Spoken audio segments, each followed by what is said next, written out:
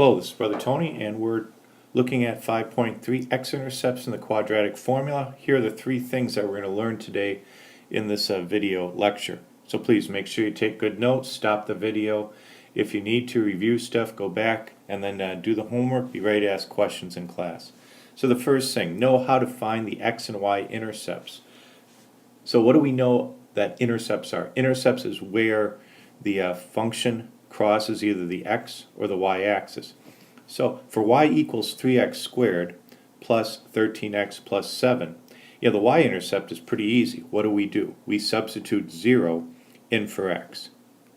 So then the y-intercept, 3 times 0 squared plus 13 times 0 plus 7. So the y-intercept equals 7, or if you want an ordered pair, 0, 7. On the last page, last slide I should say, we found where the y-intercept was. This time we want to find where the x-intercept is.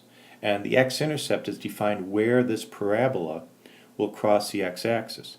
And just remember, sometimes the parabolas don't cross the x-axis. But in this case, what we want to do is find when y equals 0. The way we do this is either by factoring, but you can probably see from our example on the right side that we used before, it's going to be tough trying to factor. So this is why we have the quadratic formula, which is just a general representation of factoring. So the first thing that I always do is match up what a, b, and c is. So the quadratic equation has the form ax squared plus bx plus c right there. So the coefficient in front of the x squared 3 is a, in front of x, b is 13, and then the constant c is 7. So now how do we do this? X equals negative b, so negative 13. And what will happen is some of you will get negatives mixed up with positives, so you'll have to be careful with that. Plus or minus the square root of 13 squared minus 4 times 3 times 7, all divided by 2 times 3. Let's simplify that just a bit. X equals negative 13 plus or minus the square root of 13 squared. 169 minus 4 times 21. So 21, so minus 84 all over 6. X equals negative 13 plus or minus the square root of 85 divided by 6. On this page, I just replicated on the left side what we did the previous slide. So here on the right side, x equals negative 13 plus or minus, and what I did is I evaluated the square root of 85. That gives us 9.2195 ... divided by 6. So what do we get? The x-intercept. This parabola crosses the x-axis at 2 points. Negative 0.63007 and negative 3.70325. Continues. Those are the 2 points. Now what you should do right now is get out a good grapher and graph that and convince yourself that you did this correctly. Now look at the left-hand graph. This is from Good Grapher. This is the graph of the parabola y equals 3x squared plus 13x plus 7. And you can see there are 2 x-intercepts. But now look at this, y equals x squared minus 3x plus 15. You see the vertex is right around, oh, it looks like a little bit over 11. You have a y-intercept but no x-intercept. And that's exactly what we were talking about. And when we use a quadratic equation, we get a surprise. So I pop the quadratic equation in, and we get x equals 3 plus or minus the square root of negative 51 divided by 2. The square root of any negative number is imaginary. What that is saying is that it doesn't have, in the real number system, it does not have x-intercepts. And this leads us to number 2. Define the discriminant, use it to determine the nature of solutions of a quadratic equation. Okay, here's a pretty busy slide. But we're going to number 2. Define the discriminant and use it to determine the nature of solutions of a quadratic equation. So, the discriminant right here. If ax squared plus bx plus c equals 0, then the quantity b squared minus 4ac, right here in the quadratic equation, b squared minus 4ac, disregard the square root right now.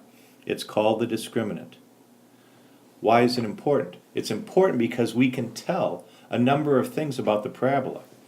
So, if the discriminant is negative, the equation has solutions with imaginary numbers. That's what we saw before. We got that square root of negative 51, meaning it will not cross the x-axis in the real number line. If it's positive, the equation has real number solutions, and that's what I did over here. Gave you an equation, y equals 6x squared plus 11x minus 5. I do the discriminant, b squared, negative 11 squared, minus 4 times 6 times negative 5. 121 plus 120 equals 241. And it's positive, so it has real number solutions. If the discriminant is a perfect square, such as 64, such as 4, such as 81, and a, b, and c are rational numbers, then the solutions are rational numbers. Those are the ones that we can factor fairly easily. Okay, the last thing we're going to look at in this lesson is to find the vertex of a parabola. Now, if you get this in the vertex form, you remember from the last video, where you would find h and k, that's the same thing. However, if you get this in y equals ax squared plus bx plus c, there's an easier way to find that vertex. And the h, or the x coordinate, equals negative b over 2a. So let's do an example. We want to find h. So we have y equals 7x squared minus 29x plus 37. Okay. What is b?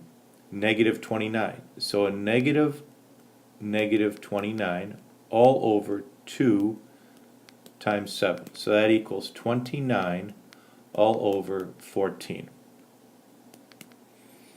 H equals 2.071428 ... We will round that. What are we going to round that to? 2.07. So now we have the x-coordinate, 2.07. Well, how do we get the y-coordinate? We get the y-coordinate by plugging 2.07 in for wherever we find x, and that's what the y-coordinate will equal at the vertex. So y now equals 7 times 2.07 squared minus 29 times 2.07 plus 37. The y-coordinate equals 6.964285 or 6.96. X and y of the vertex, or the way that their format is h and k if we're still using vertex form. A lot of stuff in here, a lot of notes to take, a lot of things to understand. Once again, what are we doing? We're trying to describe the parabola. So we need to know how to find the x and y intercepts. We can make our life easier to know if there will be x-intercepts by looking at the discriminant. and then to find the vertex of a parabola, this seems to me to be easier than putting into vertex form. But I'll leave you to decide that. Okay, I hope you took good notes. Watch the video again, the parts that you don't understand, be ready to go in class, and I'll see you there.